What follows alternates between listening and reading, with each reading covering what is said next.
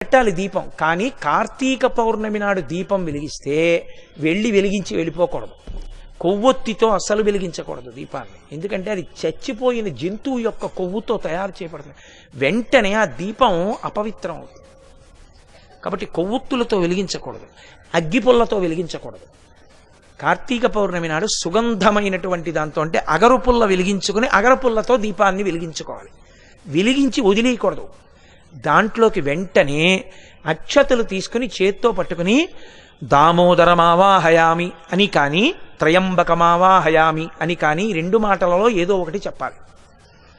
అంటే దామోదరుణ్ణి కానీ త్రయంబకుణ్ణి కానీ దీపం మీదకి ఆహ్వానం చెయ్యాలి. ఎక్కడైనా చెత్త ఉండిపోయినా కూడా రేపు లౌకికాగ్నితో వెలిగించకూడదు.